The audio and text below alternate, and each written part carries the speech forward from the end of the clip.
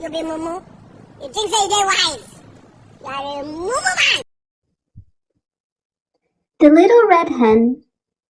A little red hen lived in a barnyard.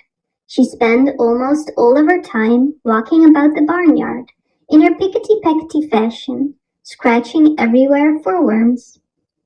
She dearly loved fat, delicious worms and felt they were absolutely necessary to the health of her children. As often as she found a worm, she would call "chuck, chuck, chuck" to her chickies. A cat usually napped lazily in the barn door, not even bothering herself to scare the rat, who ran here and there as he pleased. And as for the pig who lived in the sty, he did not care what happened, as long as he could eat and grow fat. One day, the little red hen found a seed. It was a wheat seed, but the little red hen was so accustomed to bugs and worms that she supposed this to be some new and perhaps very delicious kind of meat.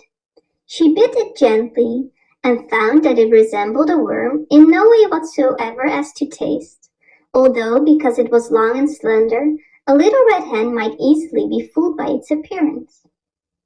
Carrying it about, she made many inquiries as to what it might be.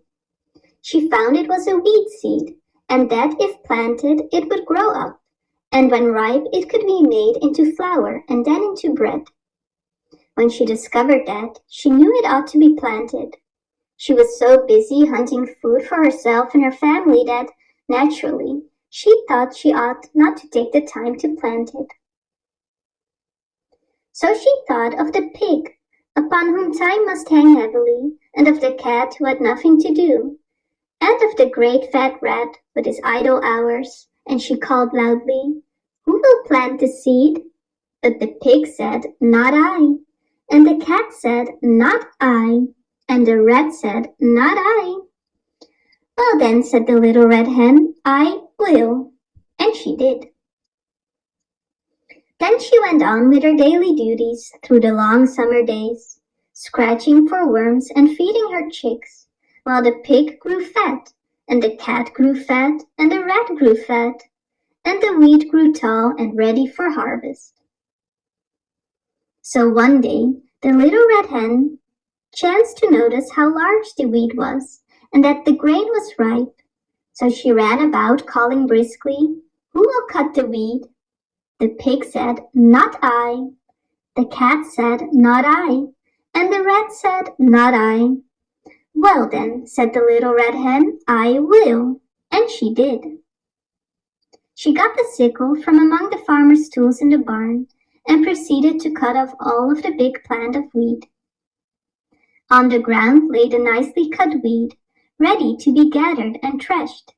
But the newest and yellowest and downiest of Mrs. Hen's chicks set up a peeking in their most vigorous fashion, proclaiming to the world at large, but mostly, particularly to their mother, that she was neglecting them.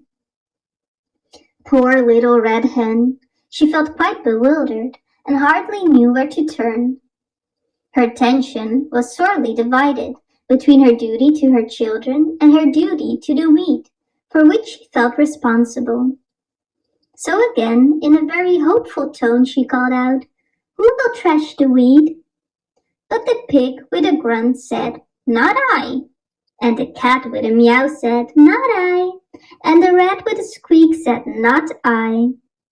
So the little red hen, looking, it must be admitted, rather discouraged, said, "Well, I will then." And she did. Of course, she had to feed her babies first, though, and when she had gotten them all to sleep for their afternoon nap, she went out and threshed the wheat. Then she called out, "Who will carry the wheat to the mill to be ground?" Turning their backs with snippy glee, the pig said, "Not I," and the cat said, "Not I," and the rat said, "Not I." So the good little red hen could do nothing but say, "I will then," and she did. Carrying the sack of wheat, she trudged off to the distant mill. There she ordered the wheat ground into beautiful white flour. When the miller brought her the flour, She walked slowly back all the way to her own barnyard in her own pickety-packety fashion. She even managed, in spite of her load, to catch a nice juicy worm now and then, and had one left for the babies when she reached them. Those cunning little fluff balls were so glad to see their mother. For the first time, they really appreciated her. After this really strenuous day, Mrs. Hen retired to her slumbers earlier than usual. Indeed, before the colors came into the sky, to herald the setting of the sun, her usual bedtime hour. She would have liked to sleep late in the morning, but her chicks, joining in the morning chorus of the hen yard, drove away all hopes of such a luxury. Even as she sleepily half opened one eye, the thought came to her that today that wheat must somehow be made into bread. She was not in the habit of making bread, although, of course, anyone can make it if he or she follows the recipe with care, and she knew perfectly well that she could do it if necessary. So after her children were fed and made sweet and fresh for the day, she hunted up the pig, the cat, and the rat. Still confident that they would surely help her some day, she sang out, "Who will make the bread?" Alas for the little red hen! Once more her hopes were dashed, for the pig said, "Not I." The cat said, "Not I." And the rat said, "Not I." So the little red hen said once more, "I will then," and she did. Feeling that she might have known all the time that she would have to do it all herself, she went and put on a fresh apron and spotless cook's cap. First of all, she set the dough, as was proper. When it was time, she brought out the molding board and the baking tins, molded the bread, divided it into loaves, and put it into the oven to bake. All the while the cat sat lazily by, giggling and chuckling. And at close at hand, the vain rat powdered his nose and admired himself in a mirror. In the distance could be heard the long-drawn snores of the dozing pig. At last the great moment arrived. A delicious odor was wafted upon the autumn breeze.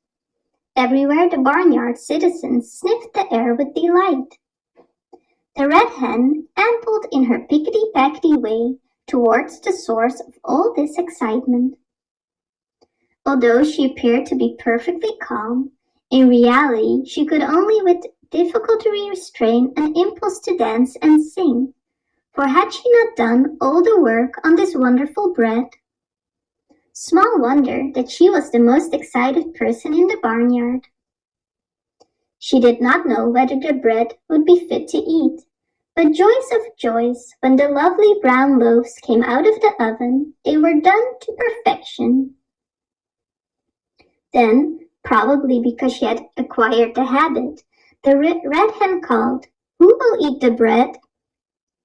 All the animals in the barnyard were watching hungrily and smacking their lips in anticipation, and the pig said, "I will," and the cat said, "I will," and the rat said, "I will." But the little red hen said, "No, you won't. I will." And she did. You be moo. You think say they wise. You are a moo man.